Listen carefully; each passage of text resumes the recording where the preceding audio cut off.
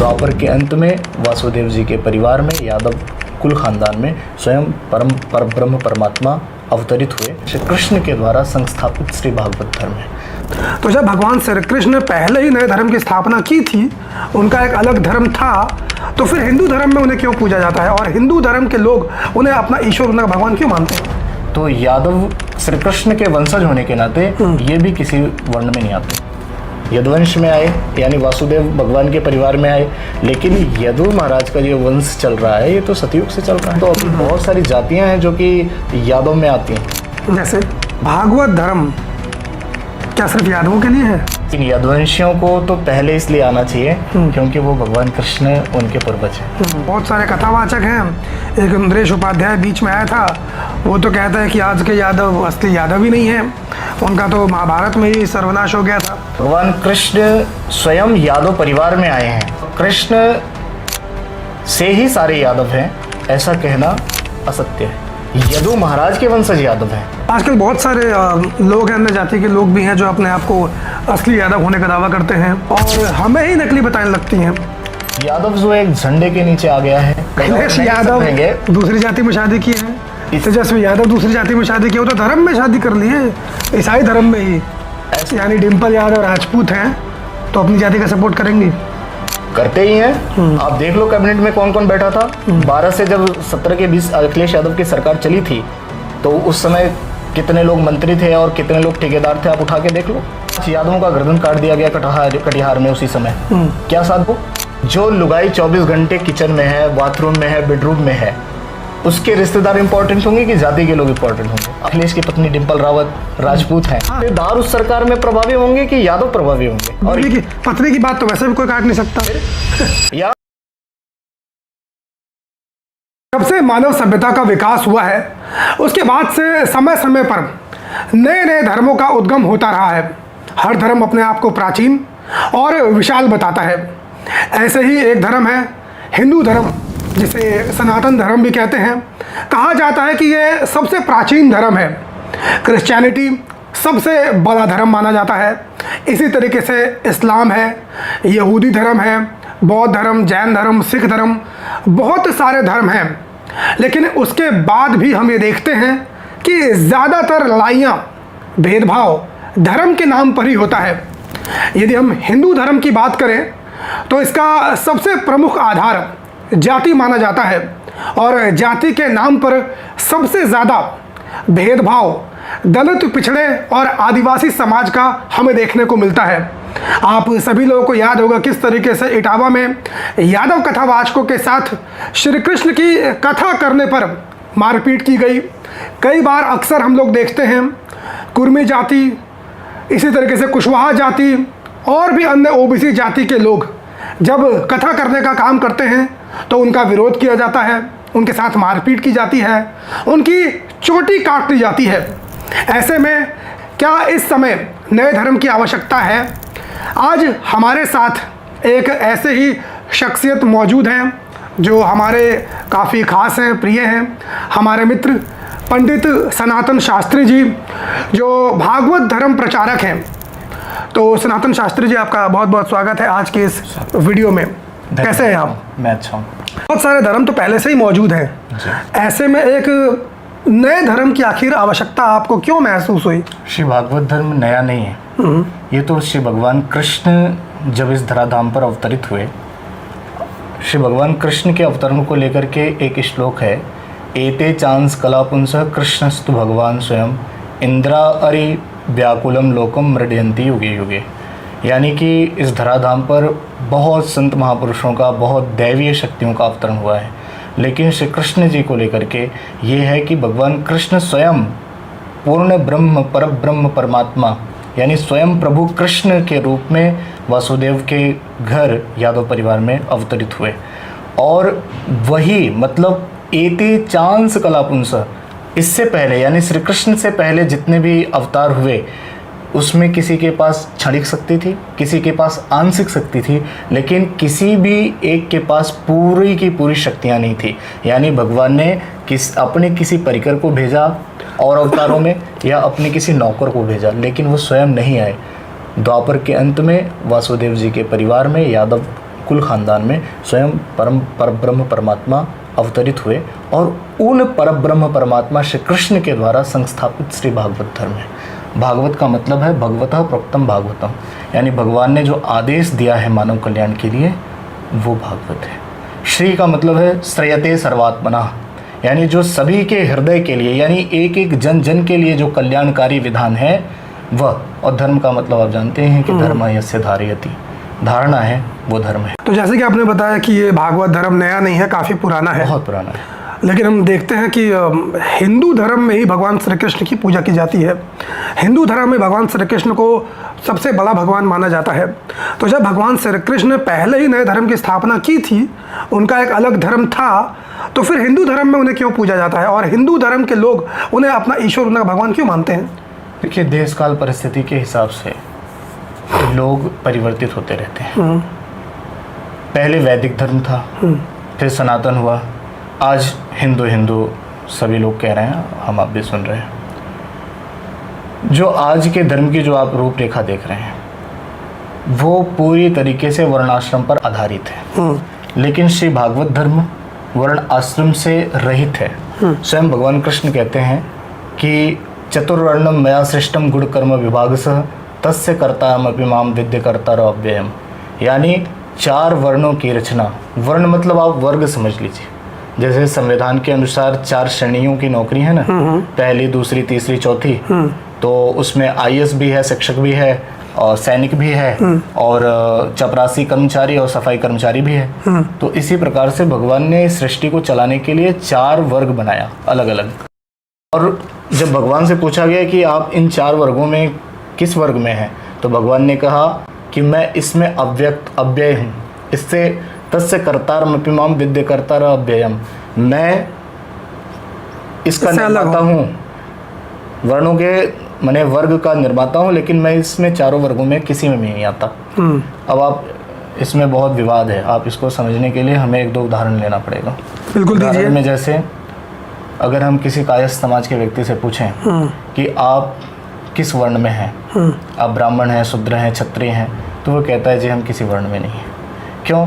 क्योंकि मनुस्मृति और स्कंद पुराण, गरुड़ पुराण, ऐसे तमाम शास्त्रों में उदाहरण आता है कि यमराज के एक सहयोगी हैं चित्रगुप्त जी।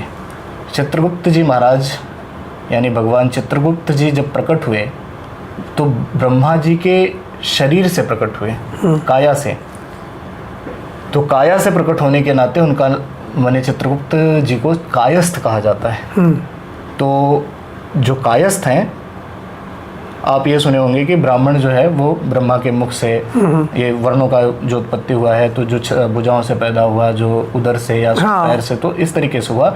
तो ऐसे कायस्थ जो हैं वो भगवान ब्रह्मा के शरीर से हैं। लेकिन यादव इसमें जो हैं, या भगवान कृष्ण जिस धर्म का प्रचार प्रवर्तन करते हैं उनके अनुयायी, और पर्टिकुलर क्योंकि आपके चैनल पे यादव बहुत जुड़े हैं तो आपको सुनते भी यादव हैं, तो यादव श्री कृष्ण के वंशज होने के नाते ये भी किसी वर्ण में नहीं आते।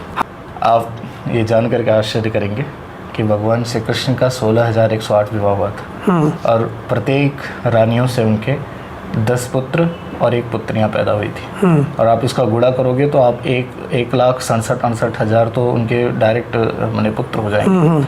तो उनके माने उसी दौर में भगवान कृष्ण के वंशज ही इतने ज़्यादा हो गए थे। और ये तो कृष्ण यदुवंश में आए, यानी वासुदेव भगवान के परिवार में आए, लेकिन यदु महाराज का जो वंश चल रहा है ये तो सतयुग से चल रहा है।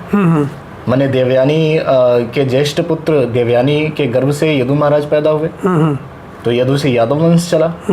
तो ये तो बहुत पुरानी परंपराएं हैं। इसमें अगर हम और जड़ में जाएंगे तो अभी बहुत सारी जातियां हैं जो कि यादव में आती हैं। अलग अलग जगह पे जो है उनका प्रमाण भी मिलता है। जैसे में आप गुज्जर देख लो, जाट देख लो, जायसवाल देख लो, तो ऐसे बहुत अनेकों जाती हैं। चलिए खैर, अब मेरा सवाल ये है कि जैसे आप भागवत धर्म का प्रचार कर रहे हैं और आपने कहा कि भागवत धर्म बहुत पुराना धर्म है, पहले से ही भगवान श्री कृष्ण का ये धर्म रहा है, तो इसके बारे में चर्चा हमें कहाँ मिलती है और भागवत धर्म के बारे में क्या जिक्र मिलता है? मतलब ये धर्म क्या है, इसके सिद्धांत क्या हैं, क्या क्या मतलब इस धर्म में होता था? जब भगवान श्री कृष्ण इस धराधाम को छोड़ के जा रहे थे, उस समय उन्होंने अपने मित्र सगे चचेरे भाई उद्धव जी को बुलाया और उद्धव जी के लिए पर्टिकुलर एकादश स्कंद का उपदेश किया। ये उपदेश किया कि आप जो है उस भक्ति को, मतलब ईश्वर सर्वत्र है, जिसको हम लोग कहते हैं निराकार स्वरूप, निराकार परब्रह्म, इसमें भरोसा करो, इसको मानो। लेकिन उद्धव जी ने श्री भगवान से निवेदन किया कि तद वियोगेन ते भक्ता कथम अस्थास्यन्ति भूतले निर्गुणो उपासने कष्टमतः कश्चित विचार्य। जो निर्गुण निराकार उपासना पद्धति है ये बहुत कष्टप्रद है, क्योंकि आप ईश्वर का कोई गुण नहीं, ईश्वर का कोई आकार नहीं, तो जब गुण नहीं आकार नहीं तो हमारा बिलीफ सिस्टम कैसे मजबूत होगा, हम कैसे भरोसा करेंगे? जब जानेंगे नहीं तो कैसे मानेंगे? तब जो है भगवान श्री कृष्ण जी उन्होंने उद्धव जी का निवेदन स्वीकार किया और निवेदन स्वीकार करके स्वकीयम यद भवे तेजस तच्च भागवते दधात, अपने आप को ही श्रीमद् भागवत महापुराण के रूप में यानी भागवतम के रूप में प्रकट किया। प्रकट किया का मतलब आप इसको ऐसे समझिए, जैसे गुरु नानक देव जी अपने शिष्यों को इकट्ठा करके सिख परंपरा की शुरुआत की, लेकिन उसी परंपरा में आगे 10वें गुरु गोविंद सिंह जी, उन्होंने खालसा पंथ की स्थापना की और अंतिम गुरु के रूप में गुरु ग्रंथ साहब जी का निरूपण किया। बोले अब से जो है आपके जो मार्गदर्शक होंगे ये गुरु ग्रंथ साहब होंगे। और सिख समुदाय के लोगों को एक और उपदेश दिया परोक्ष रूप से कि एक ईश्वरवाद में भरोसा रखो, मतलब एक परमात्मा में भरोसा रखो। आज आप जानकर के चिंतित होंगे कि हिंदू जो समुदाय है वो तमाम देवी देवताओं के चक्कर में वो कहीं का नहीं बचा है। इसलिए गीता में एक श्लोक है, एकम देवम देवकी पुत्र एव एकम मंत्रम यस्य नामानि यानी कर्माप्येकम तस्य देवस्य सेवा। एकमात्र देवता कौन है? वो देव के पुत्र यानी भगवान श्री कृष्ण। और एकम मंत्रम, मंत्र क्या है भैया? यस्य नामानि यानी भगवान श्री कृष्ण का नाम। कर्माप्येकम, हम लोगों का कर्म क्या होना चाहिए? श्री भगवान के आदेश का प्रचार यानी श्री भागवत धर्म का प्रचार, यानी गीता का प्रचार, यानी भागवतम का प्रचार, यानी भगवान के भक्तों का प्रचार। कर्माप्येकम तस्य देवस्य सेवा। और जब हम ये करेंगे तब जाकर के मानवता में एक अखंड प्रचंड पुरुषार्थ करने का, और आपने जैसा कि शुरुआत में बताया कि तमाम लोगों पर आजकल यातनाएं हो रही हैं, जातिगत यातनाएं हो रही हैं, किसी की चोटी काट दी जा रही है। अभी मध्य प्रदेश का एक घटना था, यामिनी साहू करके एक कथावाचिका थी, तो तुम गुप्ता होकर के इसलिए कथा वाचन नहीं कर सकती हो, तो लोगों ने बड़ा विरोध किया। इटावा में एक यादव की चोटी काट दिया। तो ये सब जो अपराध है ये धर्म को धंधा बना दिया है, इसलिए हो रहा है। अगर धर्म जब धारणा होता, मानव कल्याण से होता, तो यहाँ कोई कंपटीशन नहीं है, सब भगवान का नाम ले रहे हैं, सब राष्ट्र निर्माण में अपना योगदान दे रहे हैं। लेकिन जब कोई व्यक्ति धर्म को धंधा बनाता है तो उसको लगता है कि ये सामने वाला हमारा कंपटीटर है, ये हमारे धंधा में कहीं ना कहीं लेकिन किंतु परंतु कर रहा है। तो फिर वो उसको लगता है कि हमारा, वो जो ऐसे व्यक्ति को बुरा लगता है कि जो धर्म को धंधा मानता है, उनको लगता है कि ये हमारा माने एकाधिकार है, आप इसमें क्यों आ रहे हो? जबकि श्री भगवान कृष्ण कहते हैं, यानी कि जो कृष्ण की तरफ आएगा, जो कृष्ण की तरफ आएगा, भगवान यहाँ तक कहते हैं कि मृत्योर यदा त्यक्त समस्त कर्मा निवेदितात्मा विचिकीर्षतो में तदा अमृतत्वम प्रतिपद्यमानो मया आत्मभूयाय च कल्पते। यानी वो तो पहली बात ऐसा नहीं कहते हैं कि इसमें कोई पर्टिकुलर जाति का अधिकार है, वो सिर्फ ये कहते हैं कि इसमें समस्त मानव, मृत्योर यदा, मनुष्य जब अपना, मतलब एक कहते हैं ना कि अपना समस्त कर्म, एक बाप होने का, भाई होने का, एक क्षेत्र का, ये सब जिम्मेदारियों को छोड़ करके मतलब भगवान के चरणों में समर्पित करके आएगा। मैंने वो कहे कि भगवान आज से सब कुछ आप, यानी भगवान के पास आने का मतलब ये है कि आप ये समझो कि वो भागवतिक जीवन जिएगा। भागवतिक जीवन का मतलब है कि जो जीवन जीने की कला गीता में मिलती है, जो जीवन जीने की कला भागवतम में मिलती है, उसके अनुरूप जीवन जिएगा। तब भगवान कृष्ण कहते हैं उसको वो तत्क्षण अमर कर देंगे, यानी श्री भगवान कृष्ण उसको अमृत तत्व प्रदान करके अपना स्वरूप दे देंगे। यानी जैसे हिडिंबा और घटोत्कच का पुत्र बर्बरीक। उसे भगवान ने खाटू श्याम के रूप में पूजनी बना दिया। माता सबरी, माता मीराबाई, सदगुरु कबीर। आपको जानकर आश्चर्य होगा कि माता मीराबाई और सदगुरु कबीर ये जब इस धराधाम को छोड़े हैं तो इनका स्थूल शरीर मिला ही नहीं। अच्छा, यानी भगवान ने सशरीर बुला लिया अपने धाम। इतनी शक्ति है। आपने धन्ना जाट का नाम सुना होगा। भगवान स्वयं प्रभु धन्ना जाट का सारा काम करते थे, खेती का काम करते थे, भक्ति से प्रभावित होकर के। तो भगवान कृष्ण तो कहते हैं कि अगर व्यक्ति उनकी तरफ आता है, यानी श्री कृष्ण की तरफ आता है, तो असापत्न्यम च राज्यम च दग्धात भागवती कथा, यानी भागवतिक जीवन होने से, भगवान कृष्ण के कथानक के माध्यम से, यानी उनके तरफ आने से असापत्न्यम च राज्यम च, यानी आपको कभी न खत्म हो ऐसा शाश्वत साम्राज्य प्राप्त होगा, राज्य प्राप्त होगा। यानी मुख्यमंत्री, प्रधानमंत्री, विधायक, सांसद, सभासद, पार्षद, प्रधान, आप अगर ये भी कामना करते हो तो ये भी मिलेगा आपको। और अंत में आपको ये है कि भाई अब तो बहुत मैंने सांसारिक जीवन हमने देख लिया, अब चाहिए मोक्ष, मतलब अब न चाहिए जीवन और न चाहिए और भी कुछ। तो मुक्तिम च भुक्तिम ददाति नित्यम, तो ये भगवान का ऐसा पथ है कि जो आपको सब कुछ देगा और अंत में मोक्ष भी देगा। तो इतनी बढ़िया, जहाँ पे कोई भेदभाव नहीं है, जहाँ पे भगवान ये कहते हैं कि तुम हमारी तरफ आओ, हम तुम्हें अपना स्वरूप दे देंगे, जहाँ पे आपको शूद्र नहीं बनना है, जहाँ पे आपको पीड़ित शोषित नहीं बनना है, भगवान हृदय से लगा करके अपना रूप दे रहे हैं। जैसे कि मानस में गोस्वामी तुलसीदास जी महाराज कहते हैं, सोई जानिब जहीं दे ही जनाई, जानत तुम ही हो जाई।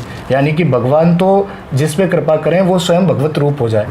तो जब यहाँ पे इतनी अच्छी बात है तो फिर क्यों ढोंग पाखंड में? नहीं, बात तो बहुत अच्छी है, लेकिन सवाल वही है, जैसे कि हिंदू धर्म में एक व्यवस्था है, जिस व्यवस्था के तहत चीज़ें चलती हैं, जैसे आप वर्ण आश्रम कह रहे हैं, जाति वाली बात कह रहे हैं, तो भागवत धर्म में किस प्रकार की व्यवस्था होगी? भागवत धर्म, जैसे आपने कहा कि भगवान श्री कृष्ण के सब भक्त होंगे, भक्त हैं, चलो अच्छी बात है, लेकिन एक न एक व्यवस्था तो होती है हर धर्म में, तो इसमें किस प्रकार की व्यवस्था होगी? बहुत अच्छा प्रश्न किया। व्यवस्थाओं को लेकर के आपको जानकर आश्चर्य होगा, हमें जब हम प्रेरणा लेते हैं तो शास्त्रों से लेते हैं। श्राद्ध का विधान महाभारत आदि में कहीं मिलता है, लेकिन मृत्यु भोज का विधान कहीं नहीं मिलता है। आप भी जो है अध्ययनरत हैं, आप देखे होंगे। इसके साथ साथ विवाहों में जो भागवत धर्म को मानने वाले लोग हैं उन्हें गंधर्व विवाह करना चाहिए। गंधर्व मतलब लव मैरिज? वो अगर है तो वो सबसे अच्छा है। प्रेम विवाह से तो जो संततियां पैदा होती हैं वो युग पुरुष महापुरुष बनती हैं। अब इसमें एक ध्यान रखने की बात है कि अभिभावकों को चाहिए कि वो अपने बच्चों को उस हिसाब से प्रेरणा दें कि वो प्रेम किस किस एरिया में कर सकते हैं। ये अपने बच्चे और बच्चियों को अभिभावक की जिम्मेदारी है कि वो उन्हें इतना कम से कम सजग करें परवरिश के साथ साथ।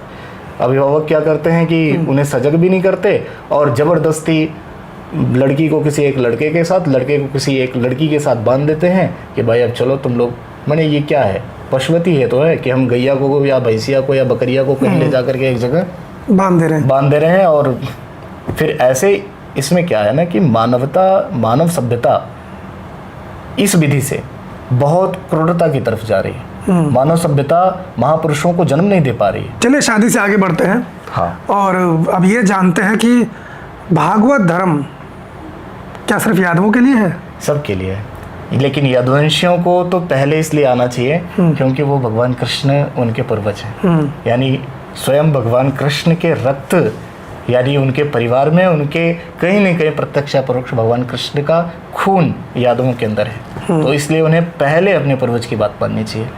जब भगवान कृष्ण कह रहे हैं कि जो अपने भक्तों को वो स्वयं स्वयं का रूप दे रहे हैं, सब कुछ दे रहे हैं, तो यादव तो उनके अपने रक्त हैं, उनके अपने परिवार के हैं। तो उन्हें तो पहले, अगर यदुवंशियों को चाहिए एक बेहतर जीवन, जैसे कि कई बार यादवों को कह दिया जाता है कि आपके पूर्वज ने ये किया वो किया, और ऐसे प्रॉमिस करवा करके उनको गुलाम बनाया जाता है, यानी परेशान किया जाता है, उन्हें इमोशनल ब्लैकमेल किया जाता है। तो मैं आपको यहाँ एक दो उदाहरण दूंगा। एक तो ये, भगवान कृष्ण ने महाभारत में प्रॉमिस किया था कि जी शस्त्र नहीं उठाऊंगा। लेकिन जब देखा कि भीष्म पितामह जी अति कर रहे हैं तो रथ का पहिया उठा लिया। बोले कि अब प्रभु ज़्यादा अब बर्दाश्त नहीं होगा, तो वचन तोड़ दिया। और यहाँ यादव किसी को वचन दे देते हैं तो बेचारे पूरा खानदान अपना नाश मार देते हैं, पर वचन नहीं तोड़ पाते। दूसरा आप देखोगे, एक कदम आगे बढ़ गया तो पीछे नहीं हटाते हैं, शहीद हो जाते हैं। भाई इतने अनमोल जीवन आपको मिले, शहीद होने के लिए मिला है क्या? बर्बाद होने के लिए मिला है क्या? अब आप यहाँ कृष्ण से एक प्रेरणा और लो। जरासंध कंस का ससुर था। 16 बार भगवान कृष्ण ने जरासंध को मजबूती के साथ प्रत्युत्तर दिया था। 17वीं बार जरासंध और तैयारी के साथ आया। भगवान कृष्ण पूरे रणांगन के बीच से, यानी युद्ध मैदान के बीच से गायब हो गए, भाग गए। अब आप ऐसे व्यक्ति को क्या कहोगे? ऐसे अगर कोई सामान्य व्यक्ति करे तो लोग बहुत बुरा भला कहेंगे। हाँ, डरपोक कहते हैं तमाम। श्री कृष्ण को भी रणछोड़ कहते हैं। तो रणछोड़ तो कहा, लेकिन इसके पीछे उन्होंने जो पुरुषार्थ किया वो तो देखिए। भगवान कृष्ण वहां से गायब हुए तो गुजरात यानी मथुरा से 1100 किलोमीटर दूर द्वारका यानी समुद्र के 3 तरफ से द्वारका समुद्र से घिरी है और एक तरफ सिर्फ आने जाने का रास्ता है। उस आप अगर जब गूगल में भी देखेंगे ना, गूगल अर्थ में देखेंगे तो आप पाएंगे, आपको लगेगा स्पष्ट कि द्वारका तो इस माने धरती की भूमि है ही नहीं। यानी वो ऐसे लगता है कि जैसे लंका समुद्र से उठाई हुई जमीन है, वैसे द्वारका भी समुद्र के बीच से उठाई हुई बिल्कुल वहाँ गए थे भूमि है, जो कि भगवान कृष्ण वहाँ अपने राज्य की स्थापना की। भगवान कृष्ण किसी के उत्तराधिकारी नहीं बने, उन्होंने बनाया। सामान्य से परिवार में पैदा हुए, यानी वो परिवार जो गौ सेवा करता है, वो परिवार यानी कृष्ण खेती किसानी भी किए हैं। और भगवान कृष्ण ने उस समय जो माखन चोरी लीलाएं की, तो माखन भी उसी घर में चुराते थे जो अपने परिवार के बच्चों को तो नहीं खिलाती थी माताएं। वो अपना नाम बहुत ज़्यादा हो जाएगा तो इसलिए कंस के दरबार में बेचती थी, तो उसी घर भगवान चोरी करवाते थे। और ये गोपियाँ मने वाली वो औरतें जो अपने बच्चों को दूध दही घी तो खिलाती नहीं थी, मथुरा के दरबार में ले जाती थी, उन्हीं की मटकियाँ फोड़ी जाती थी। भगवान श्री भागवत धर्म के अंतर्गत उनको केंद्र में रख करके यादवों की टोली बनाए। सबसे पहले यादवों को उनकी टोली बना करके उन्हें अपना नीति, जीवन पद्धति, युद्ध कौशल सब कुछ सिखा करके बचपन से उनको लेकर के युद्ध में पारंगत किया और योद्धा बने। और जीवन के अंत तक, यानी आप जानते हैं एक श्लोक भी सुने होंगे, वसुदेव सुतम देवम कंस चारूण मर्दनम देवकी परमानंदम कृष्णम वंदे जगत गुरुम। यानी श्री कृष्ण को जगत गुरु इसलिए कहा जाता है क्योंकि श्री कृष्ण भगवान एक धर्म के प्रवर्तक हैं। स्वयं वो एक धर्म के प्रवर्तक हैं, वो विश्व गुरु हैं। और श्री कृष्ण के अलावा कोई विश्वगुरु आज तक नहीं हुआ। एक बड़ी बात मैं बोल देता हूँ, अभी जो तथाकथित विश्वगुरु घूम रहे हैं ये सब फर्जी हैं। ऐसे विश्वगुरुओं के छलावे में लोगों को नहीं आना चाहिए। नहीं, ये तो बात सही। भगवान श्री कृष्ण के अलावा कोई विश्वगुरु नहीं।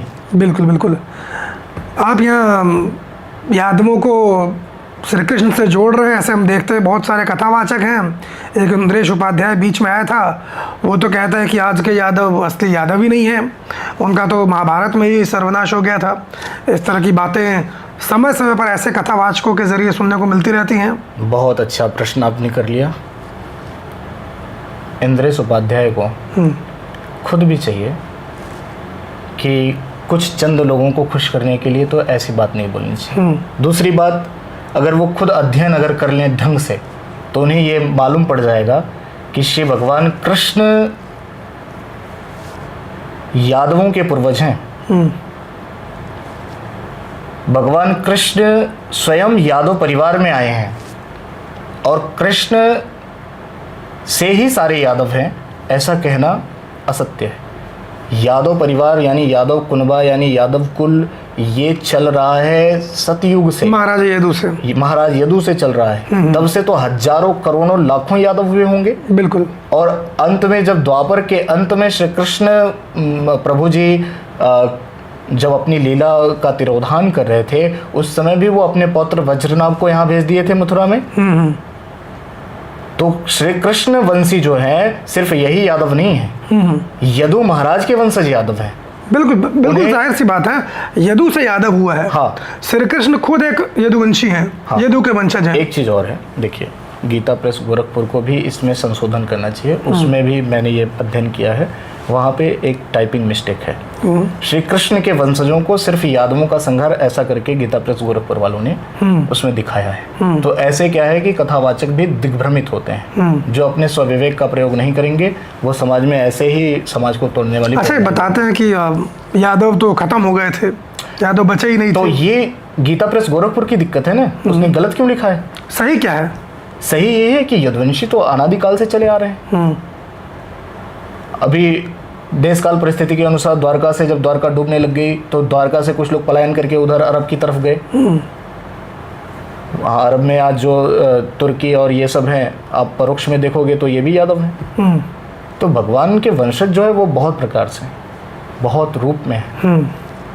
आजकल बहुत सारे लोग हैं, अन्य जाति के लोग भी हैं जो अपने आप को असली यादव होने का दावा करते हैं।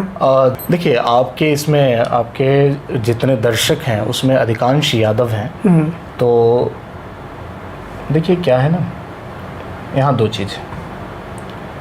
जिस समय यदुवंशियों का पुरुषार्थ और पराक्रम था, उस समय आपको ये जानकर के आश्चर्य होगा कि मेडिसिन आदि विकसित नहीं थी। गांव-गांव में कभी स्वाइन फ्लू, कभी चेचक, कभी महामारियां आती थी तो गांव के गांव खाली हो जाते थे। और यादवों का वर्चस्व था उस समय। यादव चौधरी हुआ करते थे, उनकी जमींदारियां हुआ करती थी, कहीं कहीं राज्य हुआ करते थे। तो कुछ ऐसे लोग जिन्हें लोग प्रताड़ित करते थे, जिन्हें लोग परेशान करते थे, वो कहीं और दूसरे गाँव में गए, 2-4 कोस दूर, 2-4 मील दूर, तो वो अपने आप को बताने लगे, जी हम यादव हैं, फला गाँव से आए हैं। तो वहाँ के जो यादव थे, चलो जी अपना है, तो ये सोच करके उनको सह देता था। लेकिन रक्त तो वक्त पे काम आता है। जैसे कि आपने एक सियार वाली कथा भी सुनी होगी कि एक सियार जो है एक बार नीले ड्रम में गिर गया, नील में, तो वो आकर के जंगल में घोषणा कर दिया कि वन देवी ने हमें ही राजा बनाया है। शेर भी चिंता में पड़ गया। शेर ने कहा कि ठीक है भाई, जब वन देवी ने बनाया है तो ठीक है, तुम ही राजा हो जाओ। लेकिन एक बार शियार के हुजूम के लोग लगे चिल्लाने, तो उससे भी रहा नहीं गया, वो भी लगा चिल्लाने गला फाड़ करके। तो ऐसे लोग जो अपने आप को सिद्ध करते हैं, तो आप देखे होंगे कि वो भी कहीं कहीं गला फाड़ के चिल्लाते ही हैं। अगर झूठा नाम कोई रख लेगा तो वो पुरुषार्थ थोड़े ला सकता है। भगवान का रक्त यदुवंशियों में है। और आप देखे होंगे कि यादव हमेशा ही विषम परिस्थितियों में तटस्थ खड़े रहते हैं वो। लेकिन हाँ, एक और मैं अपील करूँगा कि विषम परिस्थिति में वो समाज के साथ तटस्थ खड़े रहें, पर वो खुद अब शहीद ना हो। इसी बात से मुझे याद है, अभी गाजीपुर में जो विवाद चला, हाँ, निशा विश्वकर्मा लड़की, उसकी हत्या और कथित बलात्कार वाली घटना हुई, जिसमें सपा के नेताओं पर हमला किया गया। अब रिपोर्ट आ रही है कि उसमें सबसे ज़्यादा शहीद यादव समाज के लोग हुए। हाँ, 46 में से 40 यादवों पर मुकदमा दर्ज कर दिया गया है। गए थे किसी और की लड़ाई लड़ने और अब खुद उनके ऊपर मुकदमा हो गया। देखिए, आपके दर्शक हैं यहाँ, आप अगर मैं एक बहुत महत्वपूर्ण मैसेज दूं तो आप संभाल लेना, लेकिन मैसेज ज़रूरी है उनको देना। मैसेज इसलिए भी ज़रूरी है कि ये बात सच है कि गाजीपुर में जो हुआ वो निंदनीय है। और ये भी सच है कि 46 में से 40 यादवों पर मुकदमा हुआ।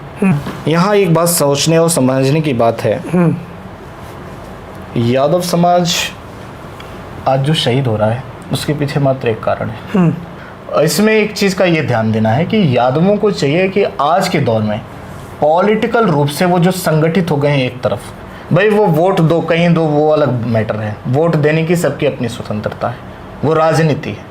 लेकिन धार्मिक रूप से उन्हें एक होना चाहिए, बिलीफ सिस्टम से एक होना चाहिए। इसके साथ साथ उन्हें राजनीतिक रूप से, ये लौकिक चीज़ें हैं, आज की जो राजनीति है ये पारमार्थिक नहीं है, ये लौकिक है।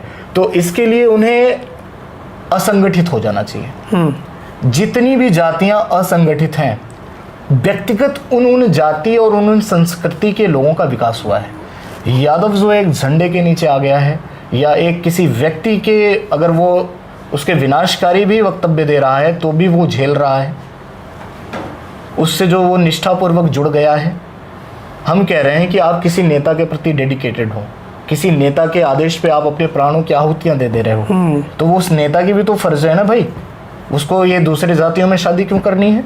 नेता अपने कौम का सिपाही होता है, और आप जानते हो कि एक फौजी को अपने कौम के प्रति बहुत वफादार होना पड़ता है, अपने देश के प्रति बहुत वफादार होना पड़ता है। ये नेता, जितने भी नेता हैं, मैं उन्हें बहुत अच्छा नहीं मानता हूँ जो दूसरी जातियों में शादी किए हैं। इसलिए क्योंकि नेता को बनाने में समाज का योगदान है, चाहे जो भी नेता हो, चाहे जो भी दूसरे अंतर्जातीय विवाह किया हो।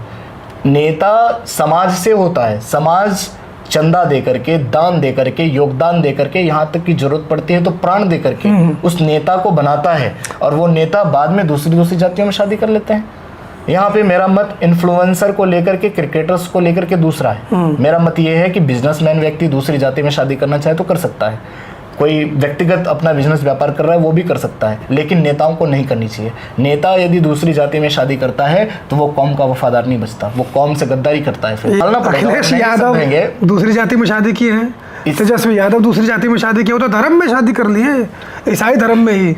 ऐसे लोग, जो लोग दूसरी कौमों में शादी करते हैं, वो उनसे जुड़ी कौमें, चाहे उनकी जाति से जुड़ी हो, उन नस्लों को वो यूज करते हैं।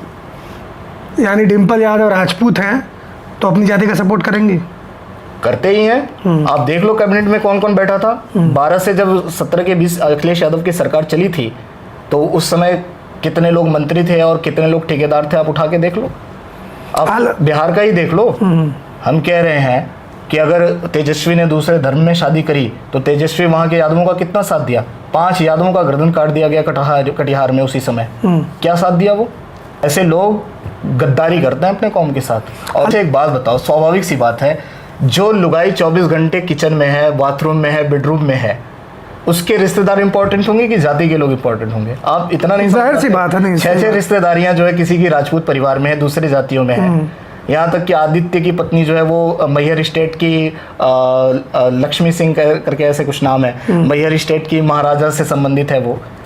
अब प्रतीक की पत्नी जो है ये अपर्णा सिंह विष्ट राजपूत है, अखिलेश की पत्नी डिम्पल रावत राजपूत है। हाँ, तो ये रिश्तेदार उस सरकार में प्रभावी होंगे कि यादव प्रभावी होंगे? जाहिर सी बात है। और बीवी की पत्नी की बात तो वैसे भी कोई काट नहीं सकता फिर। या मैं ये भी मान सकता हूँ कि ये जो नेता है, इन लोगों के साथ षड्यंत्र हुआ है, हो सकता है इन्हें हनी ट्रैप किया गया हो सकता है कि ये जो औरतें इन लोगों के घर में लव मैरिज के माध्यम से आई हैं, वो किसी न किसी प्रायोजित प्रोपगेंडा के अंतर्गत भेजी गई हो, ये भी हो सकता है। अब इस पर तो मैं कोई टिप्पणी नहीं कर सकता हूँ, ये तो उनका व्यक्तिगत मामला है। तो यादव समाज को सोचना चाहिए इस पे, मैं तो यही अपील करूंगा, विचार करें यादव समाज जो भी है।